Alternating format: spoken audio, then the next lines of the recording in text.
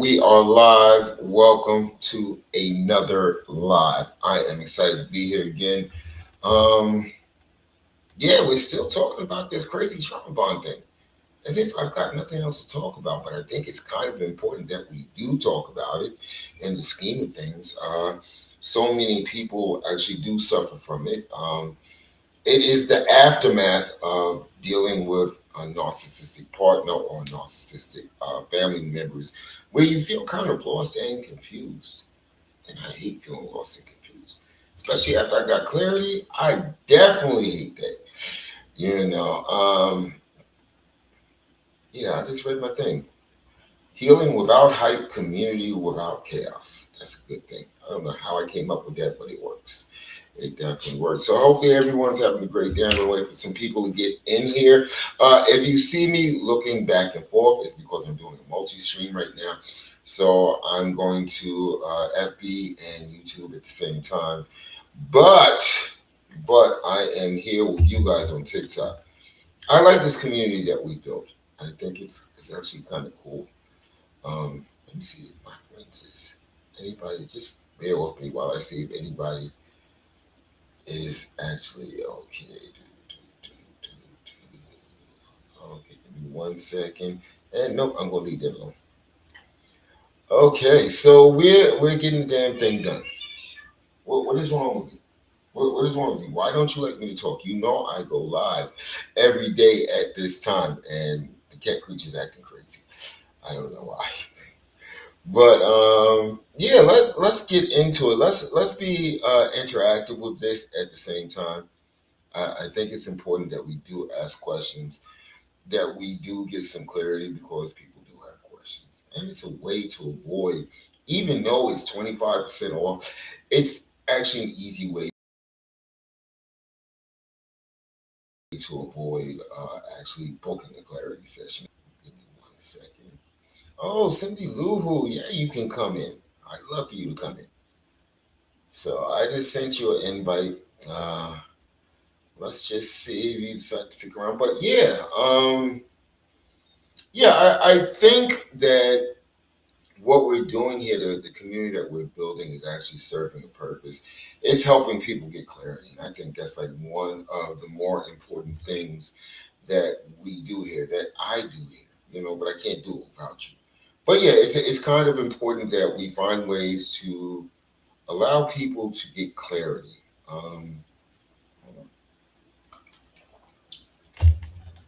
And the world is chaotic on its own enough. We find ourselves, I mean, it's like a big, what's that thing? A steam pot. The world is literally like a steam pot right now because we're finding that, we just can't get a breather. There's always another, as I like to call it, another shit show going on in the world.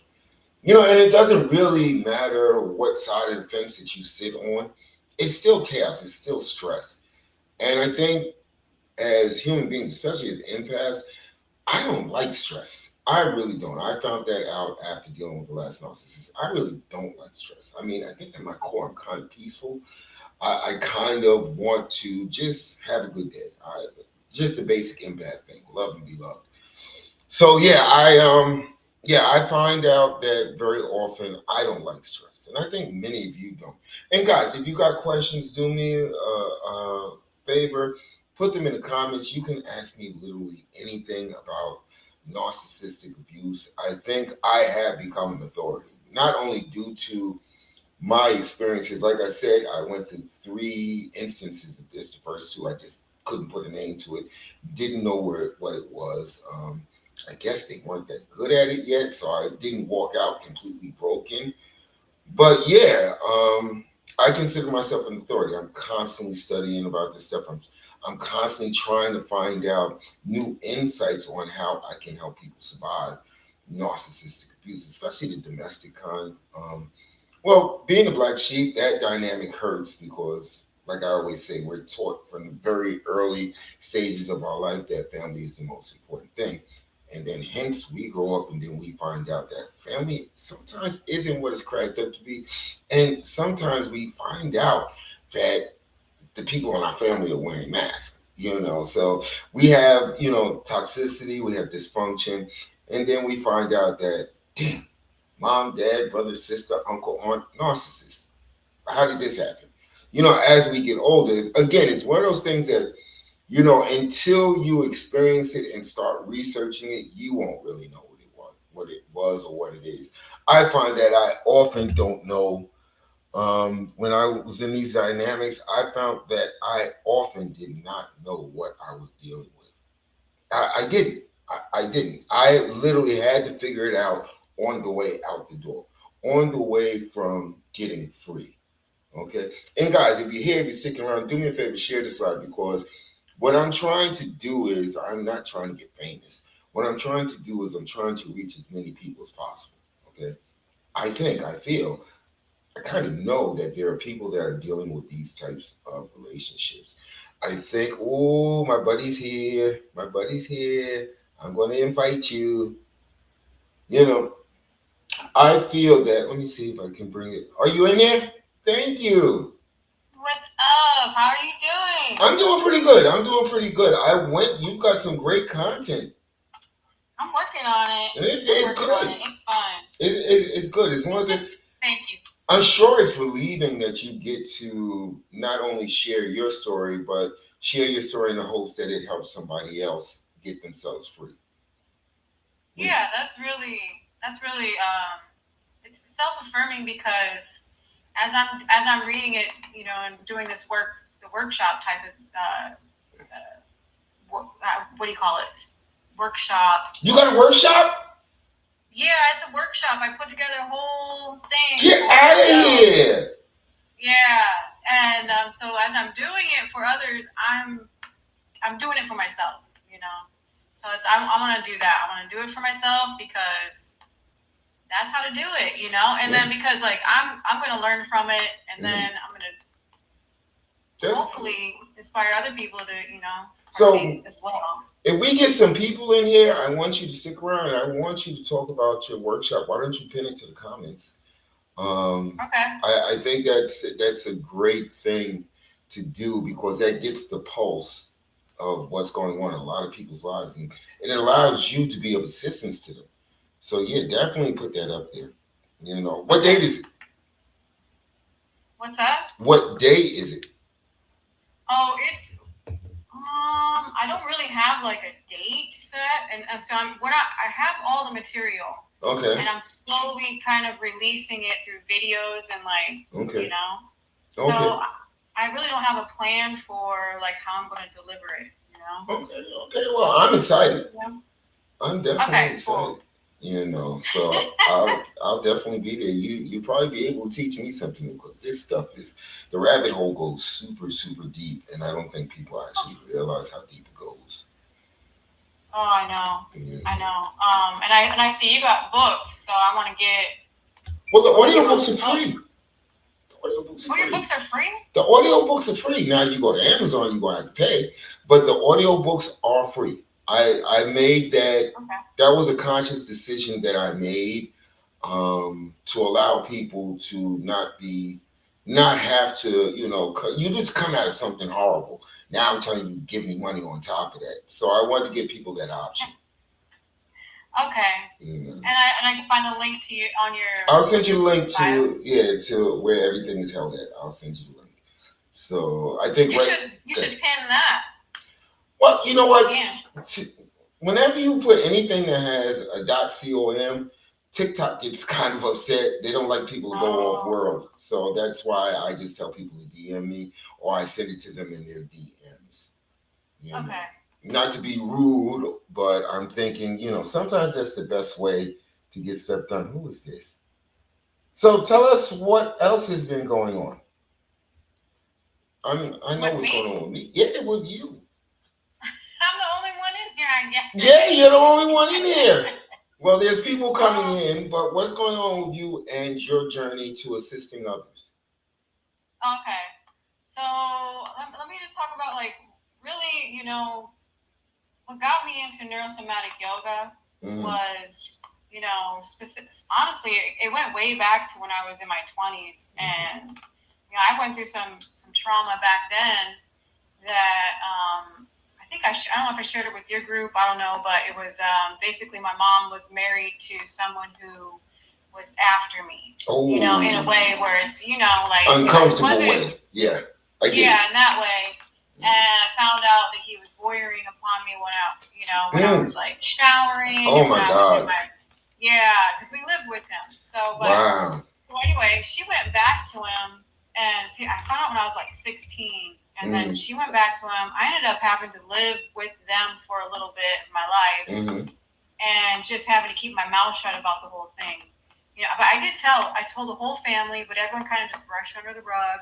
Anyway, so long story short is that I found yoga back then, and yeah, it was like a godsend, and I remembered that, so I kind of carried some of those teachings with me for until I got into my this last narcissistic relationship, which finding out about the narcissist was key to it, but I didn't know what the traits were, the person, everything like that. I didn't know I was dealing with a narcissist. I didn't realize that my mother was a narcissist too. And that because of that upbringing, that it just set me up for more narcissistic relationships, Yeah. And so anyway, after going through this was a pretty traumatic one, which involved domestic violence, DV, and so I turned to neurosomatic yoga. Someone had posted I think it was an ad on Facebook, and I was like, I didn't know what was going on in my life. I really didn't know about the narcissist, like I said. And I was just like, okay, well, I got to do something, because I felt like I was going to lose touch with my own inner power. Now, so I signed up for it. Now, what does I don't do yoga at all. I meditate. But what is, well, I've heard of the term used before, but what is it, and what gives it the power to help survivors? Hey, Big IB, what's up? Thank you for joining. How does this help survivors? I'm sure you can, help us out with that. It's, I know it seems like it's exercise, it's stretching and exercise, but, there is ancient philosophy that's tied to it, which is really what, it is. And it brings you back into your body. That's what it does. Because like you say, you do meditation. Right. And there's also like deep breathing, which is important. Yes. Yeah. So is this what your workshop is going to be about? Is this going to be one of the anchors? It connects both of them. It connects it connects the things we're learning about the narcissist, and how it affects us, and also what we should do to get ourselves back in our own frame of mind, our own body, pretty much, because being in a narcissistic relationship, we tend to get outside of ourselves because of the manipulation tactics. Yeah, you're right. And thank you for those likes, Big Ike. I'm thinking that's Big IB. But yeah, make sure you put that down there. I'm super interested. I don't know if my old butt can stretch anymore, but I'm going to give it a try. Anything I think that is going to help people get through this is helpful, because I figure like this: what do you have to lose? You're in your own personal mental hell because of this relationship that you just found out was an illusion. So you're literally walking in your own mental hell. I would try anything to just relieve some of that pressure. Yeah, we gotta move it. We gotta move those emotions. Yeah.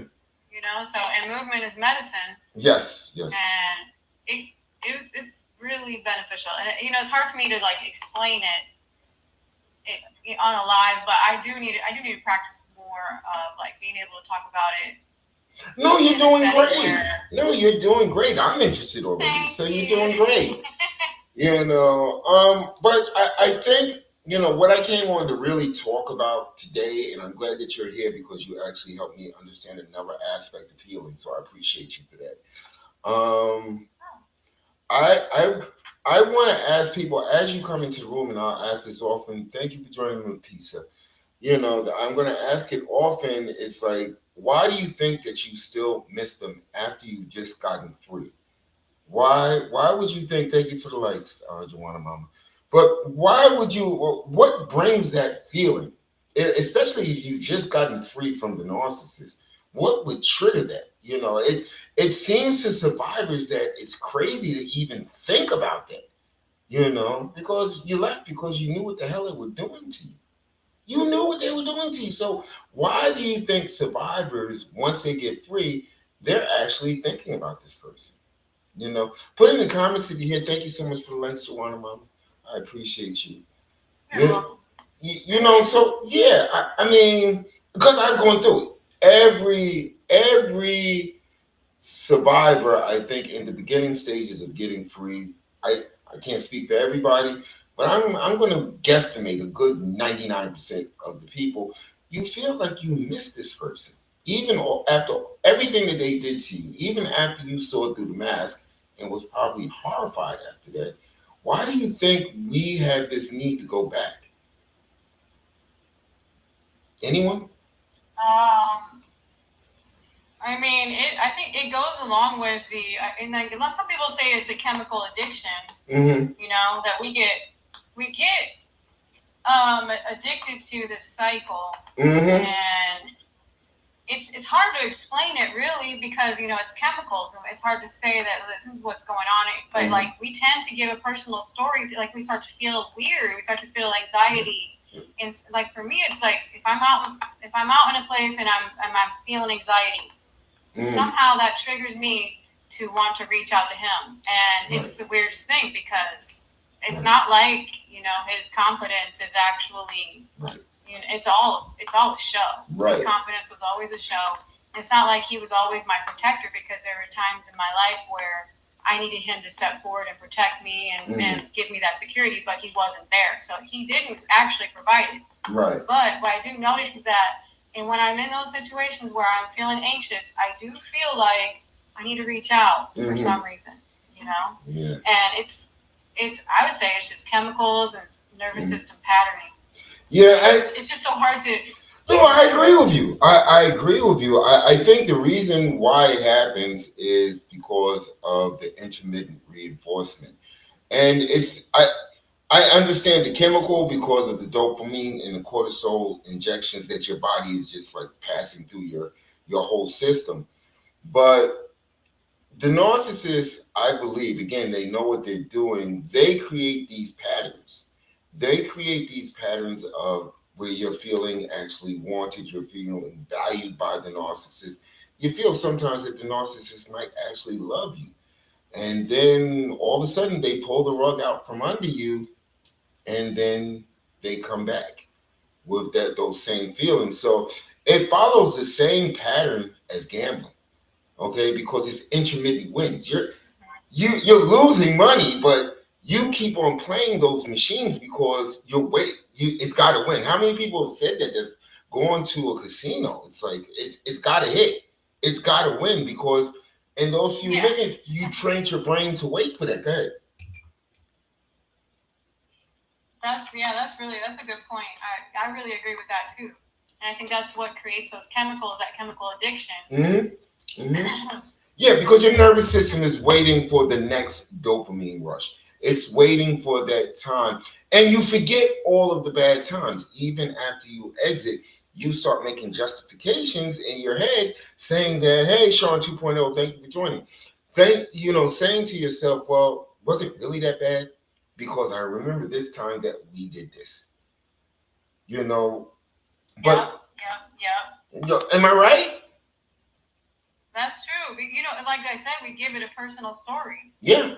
And everything, not everything needs a personal story, but we tend to try to make sense of it, and it's to our disadvantage, especially when you're dealing with a narcissist, because they feed off. Like even today, I just started having those feelings again, like, oh, I miss him, and immediately I had to snap myself out of it. And I think if we can get to that point where we can watch ourselves think, right, watch our thoughts, and when we go, nope, not going there. Exactly. In that moment. Yeah, you know what? I think it's the whole thing of us trying to justify that we stayed. I think on a psychological level, I think we know what we're going through. Again, but any narcissist will tell you in hindsight, they actually saw every red flag. They saw every warning that they should have left. But we go into, due to the intermittent reinforcement, we start making excuses for them.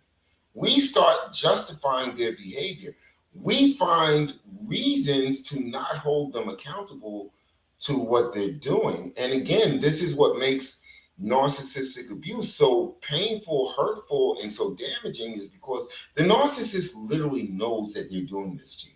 They literally know what they, it's not like they're saying, oh, well, let me kind of love them today and let me make them feel like the lowest creature on this planet tomorrow. No, it's calculated. They're watching you, they're studying you, they are watching to see how their actions are affecting you, you know. Hmm. Very true. You know. And I hate it. I, I talk about this call, but there's a person who went back 3 times.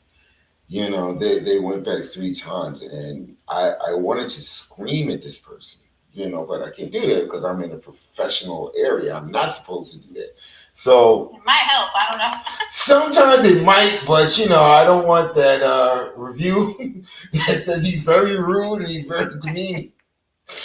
But You can yell at me, please. If I ever come to you and I'm like, hey, I think I'm gonna call back, you should just be like, Jen, what the hell? yeah, you know, but they went back 3 times. And even as they said it, you know, because the conversation basically started with, you know, why do you feel the need to go back? And then they told me, they was like, this is the 3rd time. And I wanted to scream at this person. I was like, you know, how many times do you have to get punished before you just remove yourself from the dynamic that's punishing you? You know, we got deeper into the conversation. And I asked him, I said, you know, well, when you went back the first time, how did it work out? Because ultimately you left. They had to admit it was worse. But one of the things that they said was, I can't get them out of my system. That is one of the Yeah. things, and it's true to a certain extent because of the intermittent reinforcement. We have been psychologically conditioned by this person, you know, so that we feel this way. And they do it so if they do put you on the shelf, they can always come back to you. That's like a permanent back door in many people's minds. Because again, they studied you. Yep, we always keep it cracked open, don't we? Yes, yes, you know, and it's as a person that survived, and I hate to be that person that is like you're stupid because like I said, I have to admit, you know, there were times that I felt like fixing everything. There were times like when I thought, well, if I just reach out to them, they'll understand. And then, like you said, I had to slap myself very hard across the face. And what are you thinking about? What are you doing? You know, and I think this is why I do these lives. Thank you, Purple Haze, for joining us. I think this is why I do this because I understand. I understand to be so confused and you're literally fighting yourself. You know, it's crazy. But go ahead, I'm talking too much. I always talk too much. Well, and it's also that identity entanglement. Mm-hmm. You know, because you know they get you to give up who you truly are. Yes. And you know, so we if they leave us at such a low point, Mm-hmm. you know, it's almost like we're looping back. We want to get that. Yes.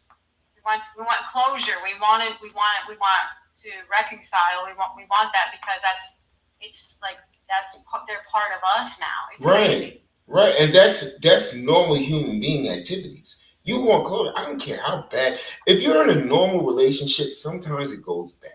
Okay, sometimes it goes sideways. You still kind of want closure. You still grieve those good times, but the narcissist uses your need for closure as a tool, as a weapon against you, because they know that you want it, so they're never going to give it to you. Let me just answer this. Thank you for joining us, Purple Haze. I'm trying to get out of the depression. It's been a little over a year. Feeling like an addict with withdrawal. Well, it is an addiction. You are literally addicted to that person due to how they conditioned your mind. But I'm going to tell you, if you're in deep depression, let me just stop right here. Okay, maybe, maybe I would suggest that you contact a mental health professional. Don't take this the wrong way because I've done it. Okay, contact a mental health professional. Try to work your way through it. And if you can't, there's a national crisis line. It's 988. Most of us don't remember that that 988 because we all feel that we're super strong. We don't need any help. We can figure this out. But you can't figure out something that doesn't even make sense to the person that inflicted it upon you. They just do it. This is their life cycle. So yeah, you need to, at the bare minimum, you can talk to people on the phone, or I think they have a text option as well. So 988, if you can't find anything, TikTok Fresh, what's up? If you can't find anything local, or due to your coverage, whatever, you can call 988, and I think they will give you resources. And she says, but narcissist addiction, yeah, this would freak them out. Look me up what I'm dealing with. If I'm understanding you correctly, Purple Haze, yeah, it's what I usually call a shit show. When you deal with a narcissist, it's literally you went to circus, brought a ticket, and said, "Are you sure this is the shit show?" Um, and that's what it is. Yes, that's so true. Yeah, So I like that. Is this the shit? you know but that's what it is. It's they have been playing with you psychologically, and again, they do it on purpose. Never think that a narcissist does not know what the hell they're doing. Yeah, they're going to do that. The Purple Head says, turn my kids against me. Practically, I'm losing everything I am and had. You want to take this Joanna Mama. And guys, if you're in here, even if you're driving through, make sure you follow Joanna Mama. She's got stuff going on. She actually does have stuff going on. But go ahead if you want to take that, if you don't mind. Thank you. I would say, like, so you're looking for help. That's the first step. Yeah. That's really powerful. And every little thing you do for yourself, yes, is going to reaffirm to yourself that I'm here, I'm in control, I'm taking power back. Mm-hmm. Even if it's going on a walk, if you're feeling depressed, and even if you just get up and go outside, yes, everything you do is resetting these neural pathways, and it's called neuroplasticity. Mm-hmm. So what's happened is, like, they've gotten you to the point where you're just basically, they want you to give up on your life because they actually do not like you. They don't love you. They don't like you. They envy you. They want to see you down and out. They want to see you fail. They can have more power over you. Yep. Yeah. They want to see you suffer. And like you said, he's smiling. That's true. That's the smart. That's very true. He's sitting back, smiling at you because he sees you going through all, and it's terrible what they do. But we have to take a power back and make that choice for ourselves. Yeah. And like I said, any little thing you can do, if it's going on a walk, yeah, I'm doing everything I can, walking, yoga, but we're in my life, so I'm struggling. Okay. Yeah. Marty, thank you for joining. Lena. Yeah, again, there is no shame if you can't figure it out on your own, and many people can't. Like I said, mental health professionals, some of them are pretty good. Sometimes you just need to talk. Okay, you just need somebody that's going to understand what you're going through in a safe environment. Sometimes that's what many people just need, because you can't figure it out. How do you figure out? I think I said this last night. It's like taking a puzzle of 1,000 pieces, picking a random 10 pieces out of the puzzle, throwing those 10 pieces in the sewer, and then trying to put the puzzle together. It's not going to happen. But that's what you're doing with the narcissist. You're trying to figure out, we all do this, why are they doing this to me? I thought they loved me. And that's how they keep you hooked. So yeah, make a phone call. Try that 988 thing. But nobody's going to know here. And she says, Purple Haze says, my story is insanity. When you stop trying to make sense of it, then you get your life together. Honestly. Yeah. because that's what that confusion. The confusion part is it. Like even today, when I try to explain how my ex-mother, I call her my ex-mother, was a narcissist. It's so hard for me to explain it, because when you're living in it, you're part of that chaos. You're just so confused and lost. Yep. And it's the loss of the kids. Yeah, and how old are they? Because I think once they get to a point where they are more emotionally mature, they should be able to see through it. Like I'm glad my kids are adults now, because there was a time in my life where my ex-mother, she had two of my daughters turned against me. They just weren't old enough yet. Yeah. But now they're 20s, 30s, and they're going, oh yeah, we see exactly what you're talking about. Yeah. And yeah, I had and this is it, Joanna Mama, this is what I was talking about, I think, last night. This is what creates the impasse. She says, I'm afraid I'll miss out on 20s. Well, here's the deal, okay? You got to put the focus on yourself, okay? It's like they say that you can't do anything for anybody else until you get yourself fixed. And I don't use fixes if you're broken, but kind of sort of you are, okay? If you're still thinking about fixing this person, if you're still thinking about making this person understand how they're making you feel, then yeah, you're kind of broken. So all I can actually tell you is if you've tried everything else, go speak to a pro. Go speak to a pro. Go speak to someone who has spent the last 10 to 20 years studying this stuff, that actually has picked a side as far as, which theorems they're going to use as far as helping you heal. And like I said, it's a safe space where you can actually just talk to someone. Nothing wrong to find someone who's going to listen to you. And for many survivors, that's all we need. When we're going through the trauma bond, we just need someone to talk to us that's not going to say, just get over it. That's not going to say, you're making this all up. That's not going to say, well, at least you're out. There's after effects. And it's not like you're just going to sit on a freaking couch and eat chocolate ice cream and it's going to go away in about 2 days. No. This person has spent how many years you spent with them conditioning you as if you were a lab rat to get a certain result, to get you to emotionally react when they needed to regulate their nervous system, okay? To get you to blow things out of proportion in front of people so that they can point the finger and say, see, this is what I deal with. I used to walk into the room, I didn't notice it, the phone would be down, would say something under their breath that they knew would trigger me because they studied me. 36 years. They studied me. They knew exactly what to say, okay, until I figured it out near the end. But I would blow up as expected. Like, who the hell are you talking to? What the hell's wrong? Blah, blah, blah, blah. Would pick up the phone off the kitchen. It's like, yeah, I'm sorry. But you see what I have to go through? That's called reactive abuse. So this was near the end. They needed to paint me as the bad guy. They needed to paint me as unstable. So again, the narcissist always knows exactly what they're doing. They know exactly how they're hurting you. And the horrible thing is they don't care. They need to destroy you. What attracted them to you is the thing that they need to destroy to feel just a wee bit better about themselves. But thank you. Thank you for saying that stuff. You want to take this one since you're here with me?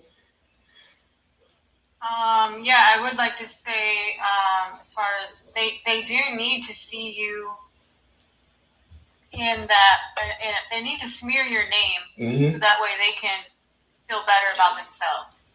But and the way to get back at that, the way to get back at them for doing that to you is to get your life back together and be who you were before they waltzed into your life and started to break you down. Yes. Because that is a slap to their face. That'll destroy them. Yeah, because they needed to break you. Yep. That was the assignment. And that's why I try to warn people. The assignment doesn't turn out like, oh, we just went our separate ways. No, they need to break you. By the time you get to the devaluation stage, they are ramping up everything to make sure that you're just sitting in the corner in the fetal ball. Or you're going to admit yourself to a psych institution because you're still trying to figure out what's going on. That's why don't let them win. Don't let them win. Yeah, I remember there was a time where my mother smeared my name to the point where she got my kids taken away. And she showed up, and she acted like she was helping me. And I didn't realize until this night when she said, well, Jen, are you ready to admit yourself into the psych ward yet? And I looked at her and I thought, yep. And that's when I realized she's out to get me. Because it was an anonymous call to the authorities. But that's when I realized it was her that did that. Yep. And I pretty much, I just cut all ties with her. And, it took me a while. I'm not going to lie. It took me years, but like to get back on my feet. But I was homeless. She had kicked me out and got my kids taken away. And it was just crazy. And that's what they want to see. They want to see you just at your lowest because they think that they have all power over you. They have some kind of control. They feel superior to you. They feel superior to the fact that they actually were able to break you. They do. They do. It gives them a sense of power. This is why I say this is insidious. This is really, really crazy.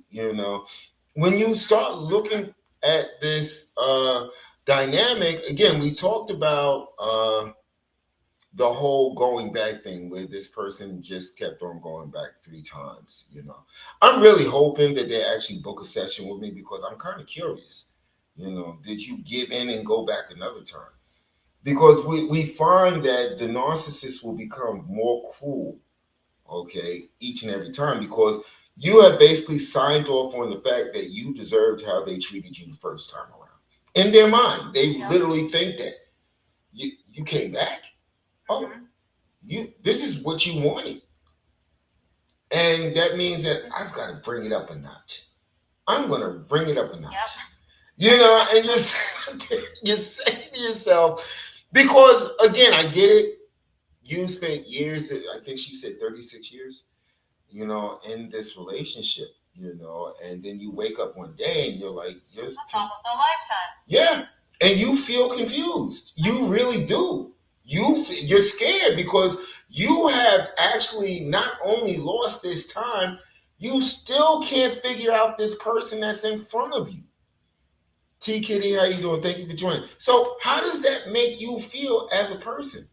Whether it's 2 years, 5 years, 36 years, what? It is a lifetime. It's a long time. It is. I'm not going to lie and say it's not, because if a judge said, we're going to give you 36 years, I'd probably break down and start crying. It's like, just throw away the key. But here's the thing. Life happens in the moment, day by day. Okay? The narcissist will try to make you feel that you will not go any place because look at the time investment. They'll future fake you and say, we can work on this, especially if you're still good supply. Okay? They'll future fake you into thinking, hey, I can fix this. Hey, you know what? I'll go to therapy. They do that because they need you to stay hooked.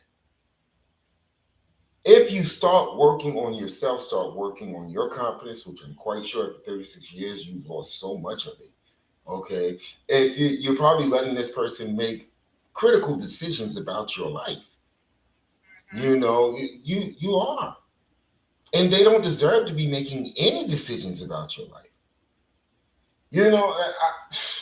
I could imagine if I stayed and they would have put me on life support for whatever reason. I probably would scream, in a coma or whatever. I would just start screaming because this person will probably say, no use to me. Here, let me just sign off the paperwork. This is how cruel and insidious they are. Go ahead, Joanna, Mama. I'm sorry. No, that's so. Yeah, you're speaking so much truth right now. It's funny that I started out I got really serious about it after this last relationship, but it's all triggering. This whole conversation is triggering what happened to me with my mother. So yeah, she had me at my lowest. I mean, honestly, she convinced me to move in with her. She said, "Okay, well, come live with me." And then as soon as I did that, and this was after her treating, after what treated me worse and worse and worse, like you said, right. to the point where she had me living with her, and then she kicked me out, and then took away my kids. And it was all because a little argument we had, it turned into explosive, type of reactive abuse type of thing. Right. It like I said, it just got worse and worse. Like, this situation was just silly because it was, I wanted to open up the door so we could have cool air, because she had air conditioning downstairs. I'm not laughing at you. And then upstairs she had the door shut, and that's where our rooms were. Okay. So I wanted to open the window to let some cool air in, and she said, "Shut that window." And I'm like, we are suffering up here. It's hot, Yeah. And then that started a whole snowball effect. And next thing you know, we're getting put out on the street, and she's oh saying, my "You God. kids with me." Yeah. And she called the sheriff, who, this is funny. She called the sheriff, who after he said, "Okay, you guys got to leave." And we were like, "Well, she's doing this. She's telling us to do this and that." And he said, "I don't care if she told you to eat out of that dog bowl. That's what? This is her place." Yeah. And I was like, "What is this sheriff's problem?" He is totally, rude and crude. And I felt so disrespected. And then after, when he was leaving, he said, "Well, Bev, I'll see you at church on Sunday." Oh! We went to church together. Oh my God! Had turned, yep. And so the thing is, she's a social worker.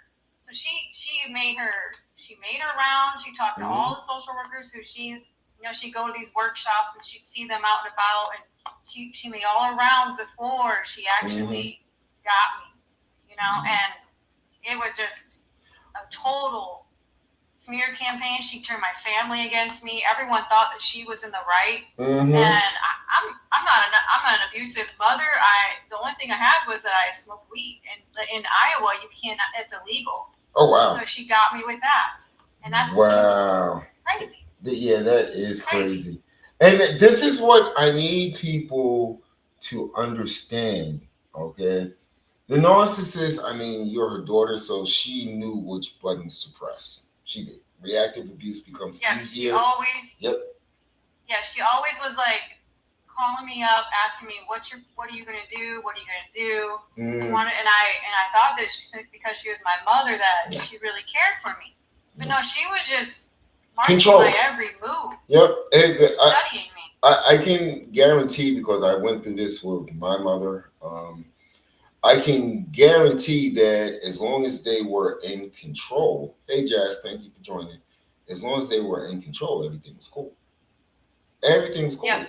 But once they sense, this is where their mask starts to crack. This is where they panic. This is where, I'm not even going to say ego, because it's not ego, but their fractured identity. That wound, that injury that you give them, they can't deal with it. So they will try to switch tables on you. They'll try to get react, anything to make you wrong, because in the narcissist's mind, please, guys, don't forget this. Everything that they do, they feel that they're right and that they're entitled to do it. Okay? The narcissist will never say, well, damn, I went too far. Well, maybe I shouldn't. They won't do that.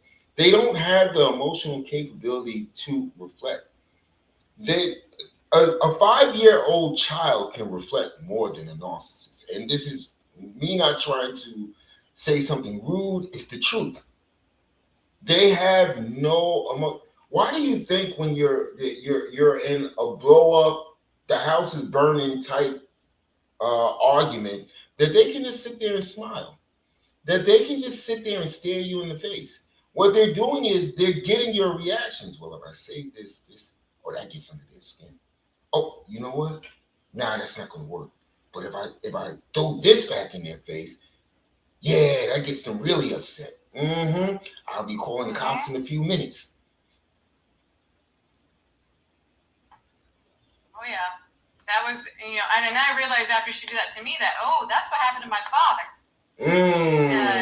She was always calling the cops on him, and You know, and like doing that reactive abuse thing where she did this to me when I was like 16. This was Oh my God. what she did. This is after I found out about the voyeurism of her, you know, boyfriend. She got in my face. She goes, "What are you gonna do? What are you gonna do? You gonna hit me? You gonna hit me?" And it was just that type of, you know, trying to push me past my limit so that I would react. And as soon as I did, I did. I was only 16.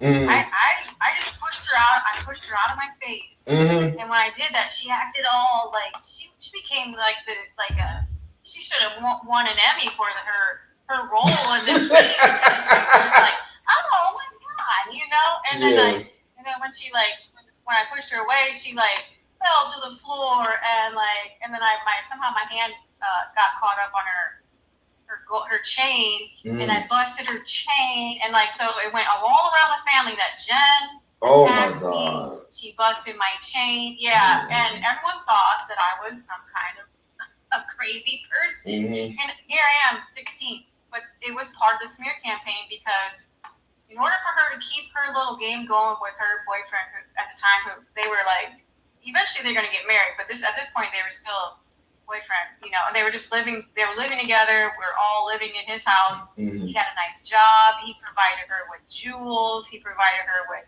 all the food, any dates, everything, anything she wanted. In order for her to keep that going, they had to smear my name together because, next thing you know, I'm the bad person. I got alcohol. I'm addicted to alcohol. I'm addicted to drugs or weed. You know, and then I also said that I was addicted to sex. Oh my God. They went around, and they told. How do you spread that about your child, much less your daughter? That's crazy. Yeah, and she needs help. She needs help. You know, we're gonna make sure she gets help and send me to the psych ward, and it was. But you know, I'm 49 now, and I've spent many years no contact with her. So that's what you have to do. I'm not. But like I said, during that time, that's when I was in my 20s when I turned to yoga, because if not, I would have, you know, my brothers are gone now. Oh, I'm sorry. You know, one of them committed suicide, unalived himself, and I guarantee you, it was from the relationship that he had with my mother. Yeah, the stress. He stayed around. He stuck around with her and ended up living with her until his last days. Thank you so much for sharing that. I mean, that is a lot, but I think by you sharing that, you have let people know how serious this is. This is not people get so scarred psychologically that sometimes they have to admit themselves. See, the narcissist, this is how you can tell they don't really care. You're sitting up there broken, scarred, sitting in the corner. You don't want to go to work. You don't want to talk to anybody. You don't want to do anything. The narcissist goes and finds somebody else. It's like all the time, and I always say this, it's like all the time that you spent together, you would think that you never existed, like you were never in the same room with them at any point of that relationship. So this is what I'm saying. The narcissist moves on, monkey branches, does whatever, that gets a new supply. They do this because at the end of the day, they are so empty inside, and the things that are inside of you drives them to hate you. So that's why it just ramps up all of a sudden, because you probably did something. You probably had a win. You probably had a success, and you being the big fat dummy that you are, you're sitting there saying, we won. We just had a success. They hate you for that. They hate you for that. Yeah. And that hate knows no bounds. Go ahead, I'm sorry. That's true. Because inwardly they are full of shame and they're empty and they have nothing to work with. So for them to be able to recognize that, oh, this is a good person is impossible. Yeah. You know, I shouldn't mess with this person's life. They're good people, you know. No, that's impossible. They couldn't ever. No, they couldn't do that. Let me remove myself because I'm just bringing this person down, and they have a lot of potential. You're the one that's doing that. Mm-hmm. They're not doing that. They're like, God damn it, the supply is good, but it's taking a long time to break you. Let me work on the confidence. Let me devalue you. Let me triangulate you. Let me make you feel jealous. Maybe that'll get you back on track. It's Yeah. it's one of those sicknesses. This is why it's so dangerous, because once they find an empath, they are going to break you. If you know anybody that's been in a narcissistic relationship, black sheep of the family, okay, that's a narcissistic relationship. You have a bunch of people with dysfunction that go into the community or go into the neighborhood and act like they are pillars of society. They do. But behind closed doors with you, oh, they're going to torture you. They are going to torture you. They're going to make your life a living hell. Okay, things will turn up missing. Freaking, you'll be blamed for stuff and you could have been in another state. Anything to put your life on tilt. And the smear campaign, growing up, I never understood it, how a brother could sit outside and talk about another brother, or a sister talking about their brother, or a mother downing, their children in public. Now I know what it was. It's a smear campaign. They needed to make sure that no one ever listened to that child. It's crazy. But go ahead, I'm sorry. Yeah. Deep. It's really deep. It's a lot. Mm-hmm.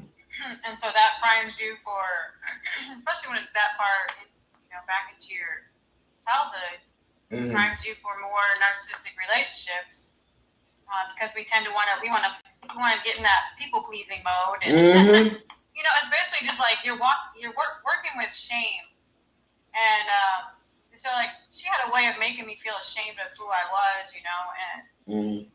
so. Or what I did, like, why did you do that?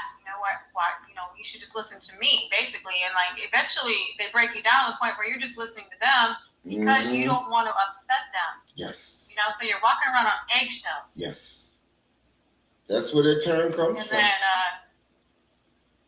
yeah. And if you're steady walking on eggshells your whole life, then, once you actually get out in the real world, Mm-hmm. you tend to feel less powerful in your own footing. You're getting your own footing, but then she's in the back of my head always going, oh, I wouldn't do that if I was you. Yeah. And that's how they get you. Yeah. It took me I had to detach from my mother. I always say it was dysfunctional family, but I had to detach. In fact, me and my brother just had a conversation where we were talking about the batshit behavior that we experienced growing up. And due to me studying this, I had to break it down to him. He was like, that makes sense. So I was like, this is the reason why we always felt that way. And I like to think, like I said, I didn't grow up as a perfect person, but I like to think that's what unleashed the empath in me. Hey, Demetrius, thank you for joining. That's what released the empath, because I can't say this enough. Narcissists and empaths are born the same. They're forged the same freaking way, in the same fire. It's always trauma. We just take a different fork in the road. And I'm serious. You can look this up. This is not just me and Carl Jung vibing with each other. This is real talk. Empaths are created. Yeah. This is why they're people pleasers. This is why they give until it hurts. This is why they love so hard. Now, for some strange reason in this universe that we live in, the narcissist seeks out empaths, because the empath will give them like prime grade A supply. Because as an empath, you always want to see the best in people. As an empath, you always want to help people. As an empath, you're always going to think that this person has potential. That's what the narcissist needs. That's exactly what they need you. When I started understanding the new supplies, I came to the realization there are different levels of new supply. There are extreme levels of new supply. Most of the supplies that after they leave you and they jump into bed with this person and do this with that person and go on vacation with this person, that new supply is just a band-aid, because they know they lost you. They know they can't get any more supply from you. So how are they going to survive? Well, they find someone that is going to tell them, oh, you're handsome. Oh, you're beautiful. Oh, I would love to spend some time with you. That's intermittent supply. Just to get them to the point that they find an empath. And this is why I think my second narcissist, that's why it didn't hurt as much. Okay, it didn't hurt as much because I was intermittent supply. You know, they didn't put their hooks into me. They weren't really trying to break me. I was just a feeding station. I was just, when you're taking a road trip and you go, oh, there's the rest stop. Let me go to McDonald's or Burger King. You were a snack. Exactly. Exactly. I wasn't, for that person, even though they were attracted to me as an empath, and I think because my mindset was a little bit different as I started to understand what I went through with my mother, I think I was a little bit more resilient. In fact, I broke it off before the devaluation even got to the extremes that the last one got to. I broke it off. Okay. You know. So yeah, and as I've been studying this, I'm like, oh, there's different levels of this. There's different new supplies. Their goal is to find another empath. Their goal is to find someone like you. And let me tell you another secret. They don't really reflect. But you know what? They realize that if you were the main supply, meaning you spent a few years with them, if you were the main supply and you got free, oh, that burns their freaking soul. That burns their freaking soul. Because in a little crevice of their mind, they realize a couple of things. You actually cared about them. You actually would have done anything for them. You constantly looked at them and said they had potential. So yeah, they're kind of upset at themselves. And this is part of the reason why they need to monkey branch right after that relationship, because in a sense, they know that they screwed up. But they just go back to being the narcissist because that's all they know. So this is part of the reason why they rewrite the history that they had with you with everybody that comes in contact with them. They've got to make it your fault. They have to make the world think that they did everything in their power to save that relationship, but you got in the way. It was all you that was trying to fix something that couldn't be fixed. That's what you were doing. Oh, thank you, Bobby Rock, for sharing the live. I appreciate you. And thank you for joining. And TED 2026 LA. This is why, it's so important that people start to realize, I harp on this a lot. Let go of the illusion. Module 3 in my course, fantasy versus reality. You've got to fight that battle. You've got to get it in your mind that this person just sold you a fantasy. They gave you something that they were never going to do. All that future faking and the marriage plans and the house in the country and we're gonna run a business together. All that power couple shit was, as kids say, cap.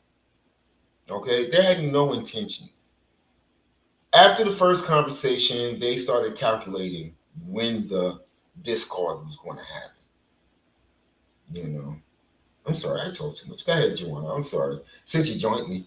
No, no, I love it. It's great. I love hearing you talk because, I think you got a really good idea of everything that we need to hear, Mm-hmm. And that's part of the reason why another reason why we keep going back is that future faking, like, it's almost like it's the golden carrot, It's like, oh, there's a future out here for you if you just keep following this golden carrot, Mm-hmm. And so, it's kind of like I had my eyes set on, like you said, for my ex, Mm-hmm. we had a business, we had a moving company and together, and like the thing was, I didn't realize he was future faking, and so one day he was saying, oh, we should have this moving company. I'm so skilled and I'm so awesome and all that. You know how they do that, Mm-hmm. But he's like, we could do this. We could make a lot of money. And then one day he was gone and I opened a business. Oh, wow. I got the LLC. I started doing all the work to get it going. He came home. He's like, you actually did this? And I'm like, yeah, we're a moving company now. I'm sorry. This sounds just like a narcissist.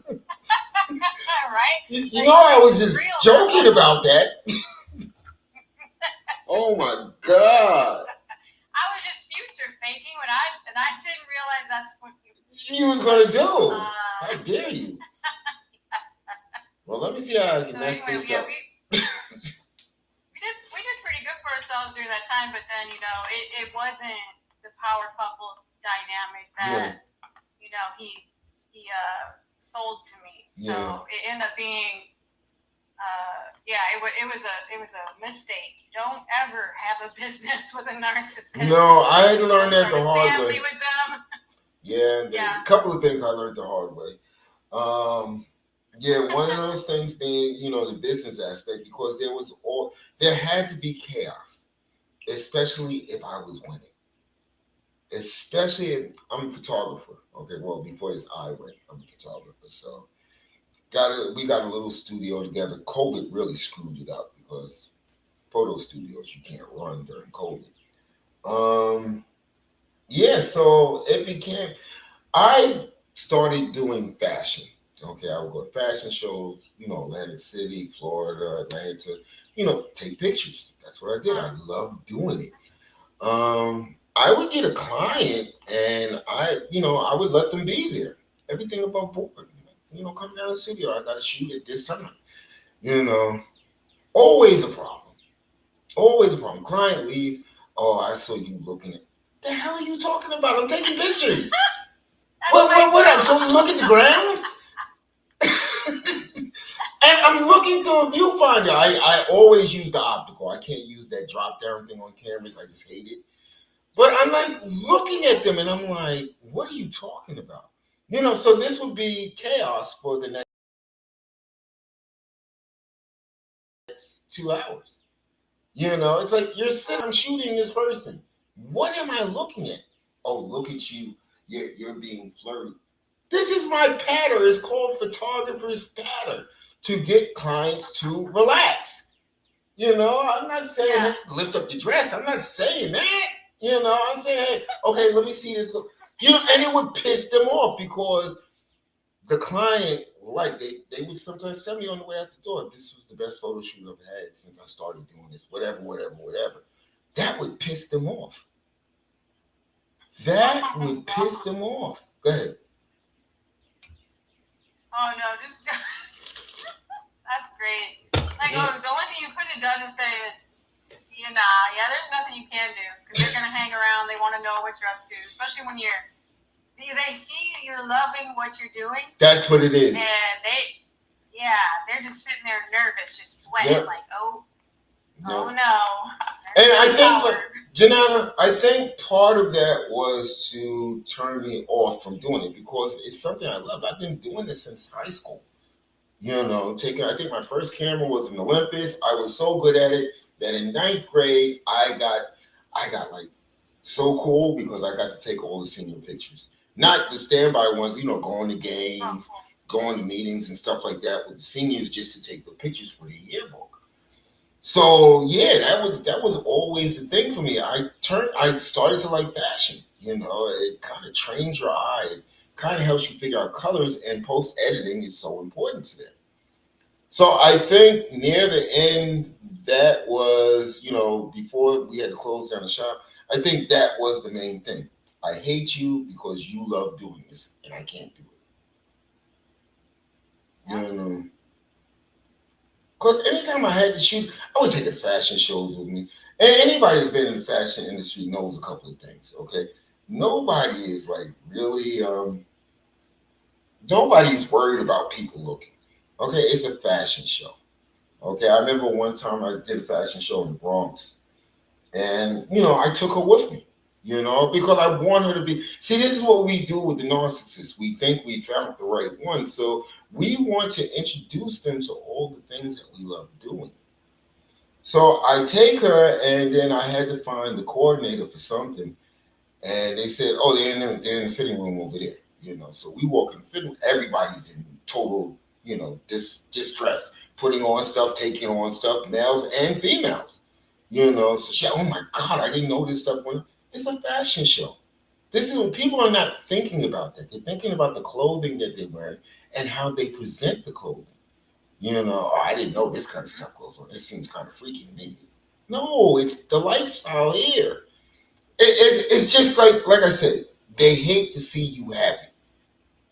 So they're always going to find a problem with what it is that you're doing. You know, I don't know. Have you experienced that? Yeah. Oh yeah, definitely. Everything, you know. So when I took my yoga training, which was like 2020. Let me look at my certificate. 2022, I think. Yeah. Yeah. You know, it was an all-day thing, so it was a Zoom meeting. Okay. This was during COVID. Okay. Which is right. Yeah, it was during COVID. I'm pretty sure. And so we did all Zoom meetings, and so I would spend a whole day for days. This is 200 hours. Oh wow. In my room.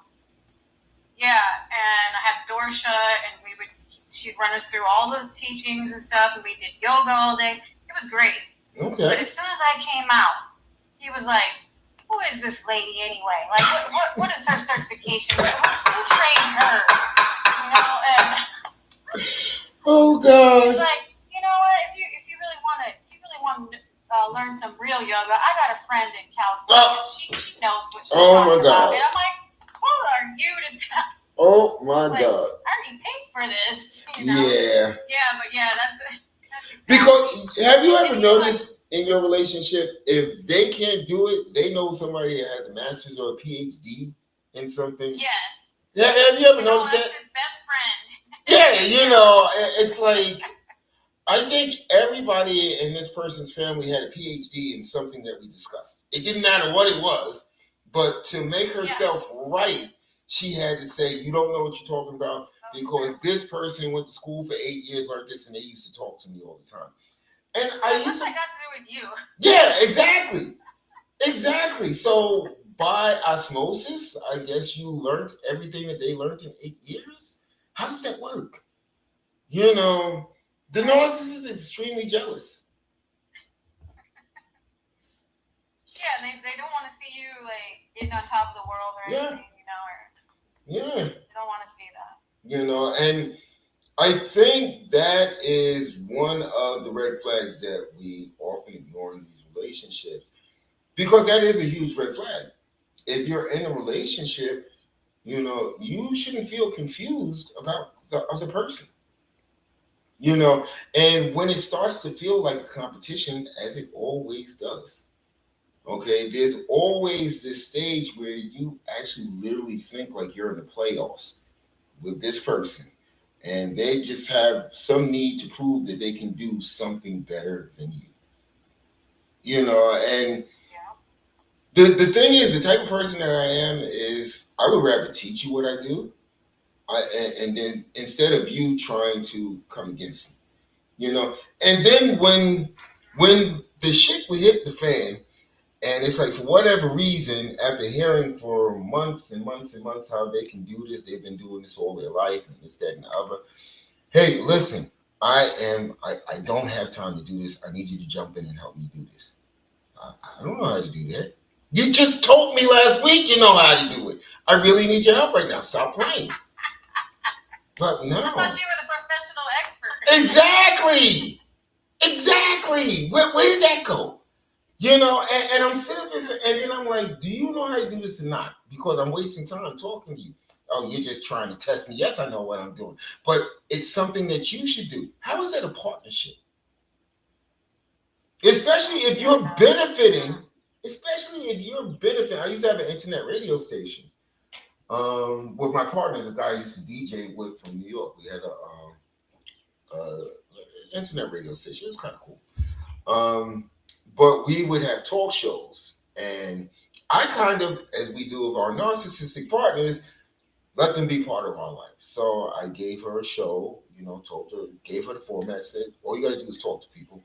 I'll just put it together for you. You know, there was one day that I just didn't have time to put it together.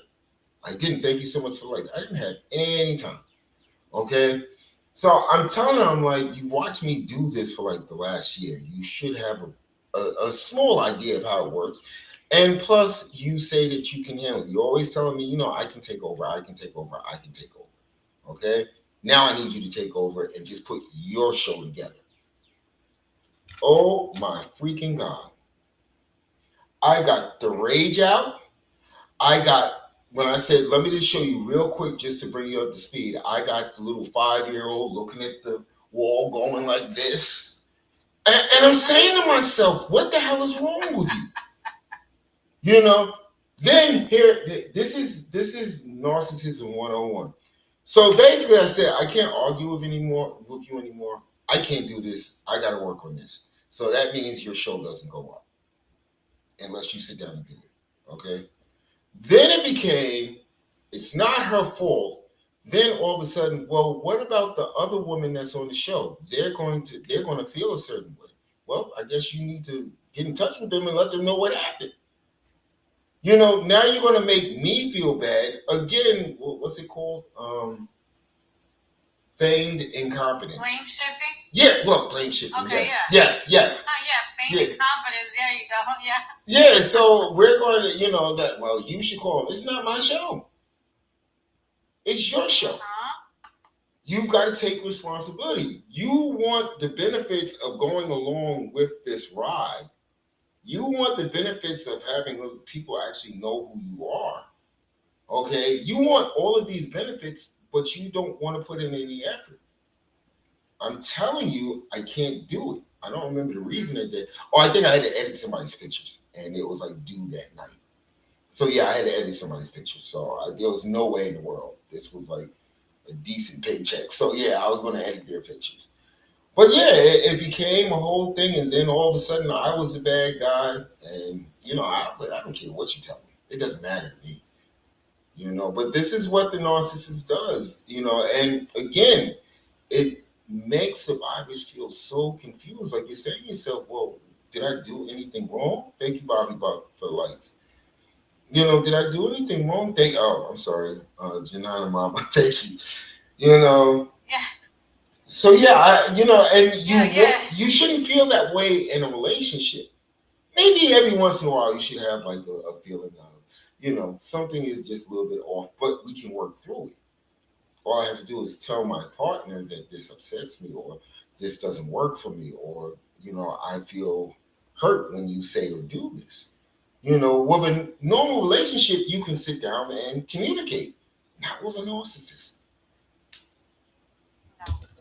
And as soon as you give them a chance, like you said, did I do anything wrong? Mm-hmm. Yeah, you did. The first thing you did wrong was give them a chance to take the reins and mess things up for you. Because that's exactly what they were planning on doing. Like, oh, whoops, did I do something? Yeah. Oh, did I mess up your show? Yeah, I'm kind of glad because I'm sure she would have broke the interface. I'm sure she would have found a way to text something that would have basically broke the whole interface.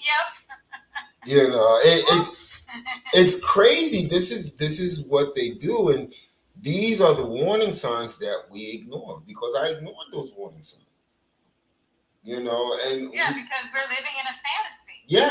We actually believe this fantasy because we have to in order to like survive on a day-to-day basis with these people who are feeding us a bunch of lies. We have to kind of like go along with it, and it's I've been, so we had that moving company, and I've been out at a movie job with him and listening to him just going on and on and on about how he knows everything and everything else under the sun, and I just had to, I really wanted us to laugh, just laugh out loud and just be like, no, you don't know shit, but because I was his partner, I'm there with them, I was just like, okay, I'm just gonna nod my head and smile,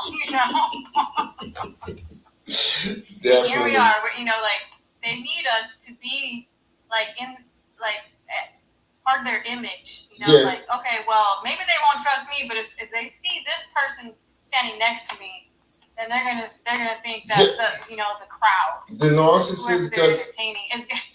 The narcissist does do that. I mean, this is they call it. They wear their partners because you'll have some people. You'll have like a person that's an empath, but they might be a CEO of a business, or they might be in government, or they might be, that person in the community. Everybody knows their name. The narcissist likes people like that because by default they get that same respect. They get those accolades, whatever the word is. They get that back. I think that's what I noticed about the radio station was, I mean, since I did photography, I had a pretty decent following on Facebook. So yeah, my name was kind of known. I wasn't, I made it to a couple of magazines, a newspaper, and I created a digital magazine. So I did pretty good to make a name for myself. This person really didn't have a name, as far as business ventures, stuff like that. So I think she got into a discussion with one of her family members, and she came back to me crying. Again, the victim came back to me crying, talking about they said this, they said this, they said this. Me being the empath / big fat dummy, I said, you know what? We're going to work on something together, and we're going to change the narrative. The worst thing I could have said. That was the worst thing that I could have said. Like I said, I'm goal driven. I'll come up with a project just to keep my mind at peace. But by me saying that opened up a can of worms.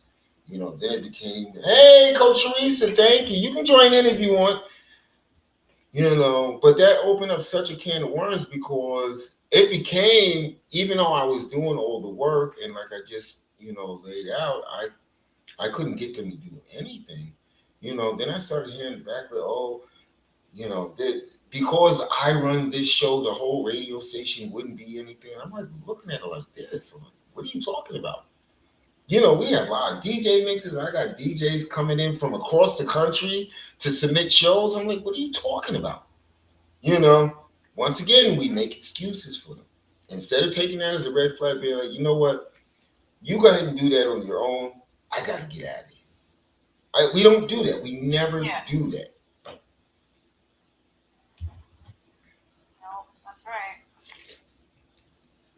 So yeah, the narcissists will wear their victims to a certain, and that's a form of supply. If you find a narcissist that their goal is to make a name for themselves, they usually don't have a skill set. If their goal is to make a name for themselves, and you've already got a name, they're going to jump on. They've always wanted to have a business. They have no clue how to get started. You come along, they're going to jump on. It works for them. Oh yeah, and now that means the professional of starting businesses too. Oh wow! Because you started it when he wasn't there. Yep, and so now he's gleaning from that, and then what he ended up doing is after we fell apart and we just shut the company down because we just kept butting heads and stuff. He ended up moving away and opening a moving company on his own. And then, even though I was in this back and forth thing with him, I was like, "Hey, man, this was our company before, but now you're running." Oh no, because this is his thing. This is his thing. It was his idea. I know nothing. What's wrong with you? That was his idea from the beginning. We did this together. It was synergy, But and also, it was my sons who were helping us. So it was definitely he promoted it like it's gonna be a family business. It's a family business, and I was like, this is cool. And I got right in on it. But then as soon as we broke up, he went his way, and I stayed. I did housekeeping and house cleaning. Okay. But he opened his own company, and then occasionally he'd call me and be like, "Hey, can you help me out? I got this out of town move. You don't have to do anything. All you have to do is just go along with. I just need someone to ride with me," and I would go with. He paid me some money, but the whole while I'd be like, this really isn't fair because beforehand we would split the earnings right down the middle. I get 50%, he get 50%. Right. And then we pay our people. First we pay our people, and then we get split the earnings. Then he got to the point where I was only getting 10%. What? Of the full thing. I would have stopped answering. You should stop answering that phone. Yeah, no. After so long, I was like, no, I don't want to help you. I don't need it. Even though I did need money. Yeah. I was like, no, I don't want to help you. I don't need the money that bad. It's only 10%. Right. Then he did say, okay, well, I'll pay you 40%. And that only happened once or twice, but it was on. Yeah. He's just, greedy. Yeah. Coach Teresa, thank you for dropping in. I appreciate you and I appreciate the support. Yeah, I mean, these are some of the things that, I'm glad you joined me, Janana Mama. Thank you, Mama. Thank you so much for joining me. I actually enjoy our conversations together. Um, Yeah, me too. yeah, you guys, first, I need you to put that in the freaking comments. Just put, well, you guys need to follow her. Is it on your page? It is. I will just, yeah, I'll put my. Or share a link. You know what? Send me the link to the post that describes it, and I'll share it on my page. Fair enough. Okay. And guys, go ahead and follow her. If you're still in the room, go ahead and follow her. As you can see, she is a wealth of information. You'll find two types of survivors: those that just want to heal and get back to life, and then you'll find those that want to heal and make sure that other people heal. Kind of like pulling people out of the fire. And Janana Mama is definitely one of those people. So you might want to follow her. And there goes Nog Talks at Nog Talks. So make sure you follow that. And yeah, you can find that on my bio. Okay. On this profile, which I got. This is my main profile, and Okay. I really want it to be neurosomatic yoga. Okay. Wellness. Well, I'm not, you got to give me a date on that. I'm looking forward to that. I ain't stretching. Okay. You know. Okay. All right. I gotta come up with a date on that. Yeah. And the delivery style. Yeah. Yeah, and how you gonna deliver it? Yeah, definitely. I don't know if I can give you any ideas. Just let me know.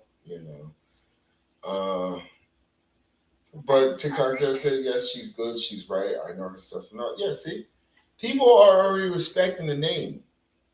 Okay, because you're doing great things. You're talking the truth. Yeah. You're telling the truth. And I like TikTok don't stop because he'll make comments and I can respond to them, and I really love doing that. That's where it's at. It's like he gives me ideas, because he'll bring up his story, shares, and that's what we need. We need people who are going to be open and share about their story. That way we can get to the bottom of this. Yes, the next steps.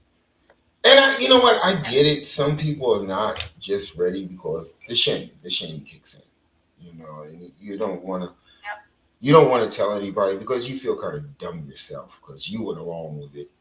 I get that, but telling your truth is it allows you to unburden all the luggage that you've been carrying, but it also helps somebody else see what they're going through because strangely enough, every narcissistic story is kind of similar. It's kind of similar. Yeah, they are textbook, Yep. So that's actually what TikTok don't stop said. Textbook. Yeah, that was one of his words. Yeah. So I mean, you guys, if you're empaths, more likely you are if you've been in a long-term relationship with a narcissist, or you keep on finding that they're attracted to you like flypaper.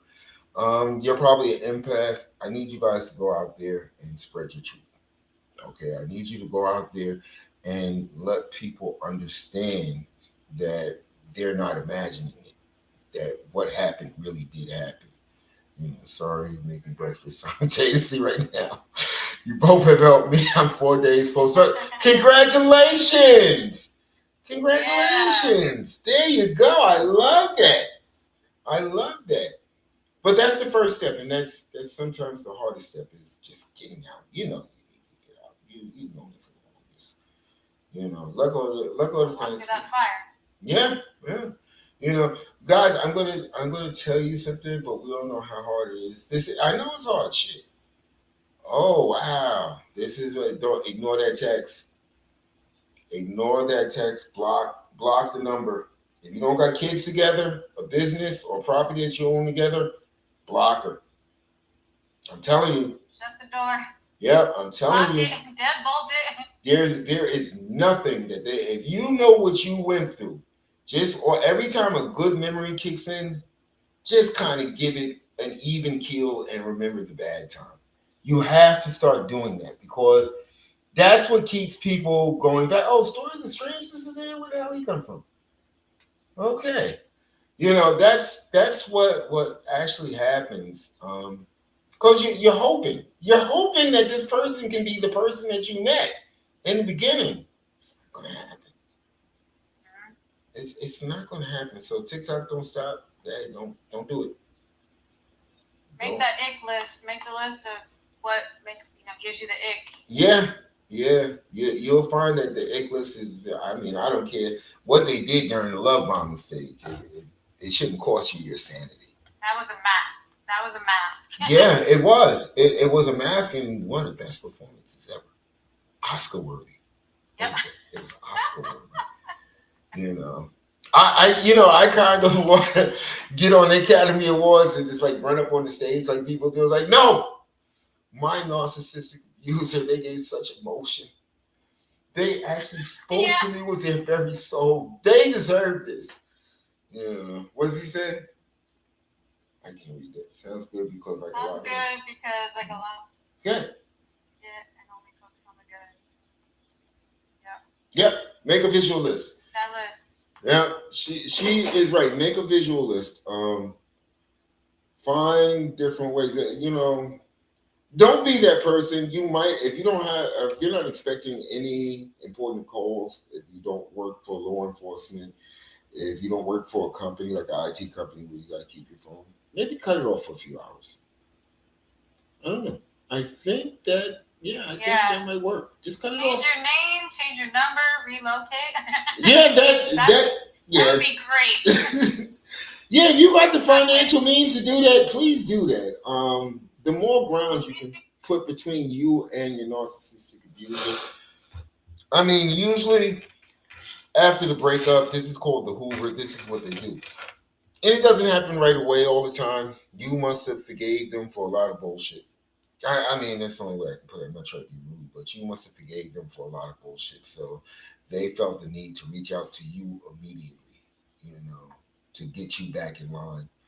Just remember that sometimes that's what they do. They need to get you back in line because by you deciding to leave and not picking up their calls, you've given them a narcissistic injury. They don't feel all important anymore. They don't feel like they control you. So they're kind of pissed at you. They're telling you nice stuff, but they're pissed at you. Trust me. True. So I'm gonna get out of here. I might go on later on tonight. I don't know. I've been doing it. But I want to. Sounds fun. This has been a lot of fun. It is. I always enjoy it when you're here. I do. So I want you guys to go out there. I want you to keep healing. I want you guys to stay powerful. And, as the founder of the Now Movement, which stands for No Other Way But Forward, think about that. No other way but forward. You don't have to stay stuck in this bullshit. You don't. Go ahead and follow her. Find out about her class, her course that she's putting out. If you want to follow me. I don't really care. I'm going to do this regardless. But if you do, follow you. Yeah, definitely. If you do, I do crazy stuff sometimes. Anyway, but if you do follow me and you want resources, I have free resources. I have paid resources. I've got resources all over the place and I'm going to send you the link to the complete site. Okay. No, I just sent you to the Healing Library. But I mean, you guys can do this. Don't let the narcissist fool you into thinking that you need them. You don't. Trust me. You don't. Anything you want to end with, Janana Mama? Just thank you for joining, listening in on this meeting. And it is kind of like AA meetings. Yeah, we're here to support. We're here to hold space. And thank you for opening up and sharing because, that's knowledge is power. And the more we talk about it, the more people are going to get benefited from this. And let's cancel that narcissist. I mean, it's a worldwide event. Yeah. Fridays. You going to be there Friday? Forget the narcissist Friday. Yeah. All right. Forget about it. Yeah. All right, guys, I'm going to get out of here. Hey, you go live, Janana, okay? So I can support you. Make sure you send me a link, okay? Okay. All right. All right. Everybody have a great day. Go out there. Do you. All right. Bye-bye.